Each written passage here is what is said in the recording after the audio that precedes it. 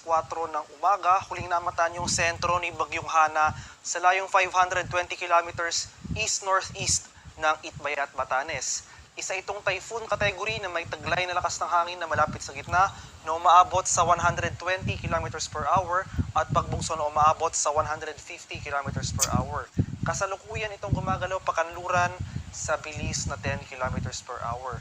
At makikita natin dito sa ating latest satellite images na may dalawa pang bagyo sa labas ng ating Philippine Area of Responsibility.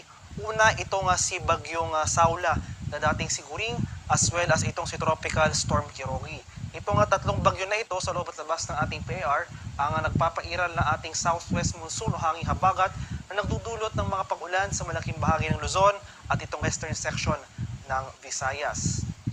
Para naman sa magiging galaw at lakas ni Guring sa mga susunod na araw, inaasahan natin na ni Hana sa mga susunod na araw ay magpapatuloy itong paggalaw ni Hana generally west-northwestward or westward.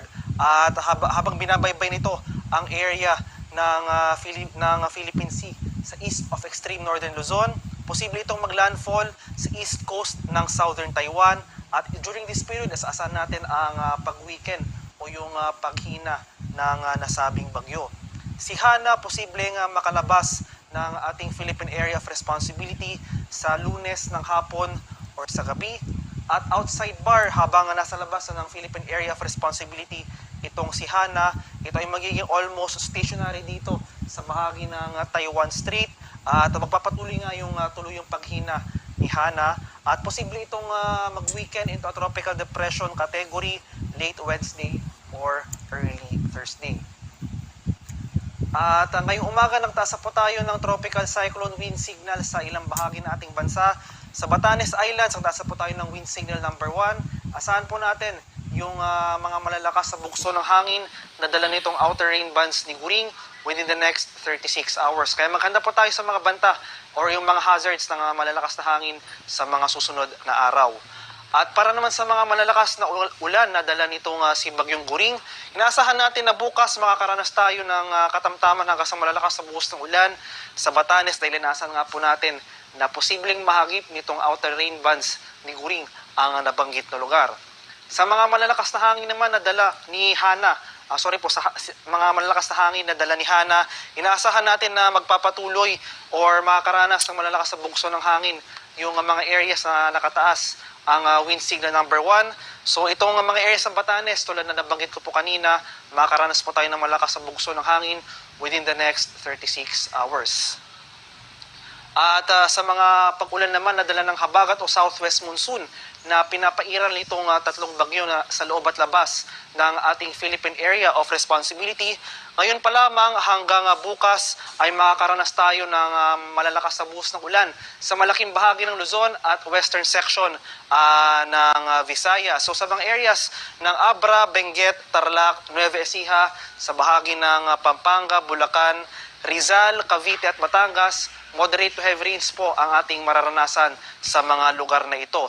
Heavy to intense rains naman ating posibleng maranasan dito sa Metro Manila, Ilocos Region, Zambales, Bataan at Occidental Mindoro. Pagsapit naman ng Lunes, posibleng mabawasan yung mga pag-ulan sa areas ng Metro Manila at Ilocos Region, pati rin sa Occidental Mindoro.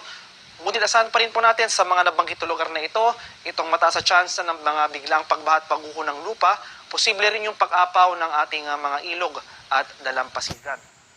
At para naman sa mga malalakas na hangin or yung mga malalakas na bugso ng hangin na dala nitong habagat na pinapairal nitong si Bagyong Hana, at ngayon pa lamang hanggang bukas at posible magpatuloy hanggang sa Lunes, makakaranas tayo ng malalakas na bugso ng hangin na dala ng habagat sa areas ng Batanes, Babuyan Islands, sa bahagi ng Ilocos Region, Cordillera, Nueva Vizcaya, Zambales, Pampanga, Bataan, Aurora, Bulacan, Metro Manila, Calabarzon, Mimaropa, sa Kabikulan, Western Visayas at ang northern portion ng Eastern Visayas.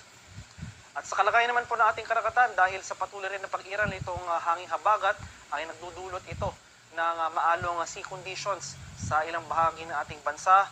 So itong northern at western seaboard sa northern Luzon, pati ang malaking bahagi ng western seaboard ng Visayas, may gale warning po tayo nakataas sa mga lugar na ito. Kaya sa ating mga kababayang mangingisda at may mga maliliit na sasakyang pandagat, kung maaari, huwag po muna tayong pumalaot dahil inasahan natin na magpapatuloy itong maalon hanggang sa napakaalong karagatan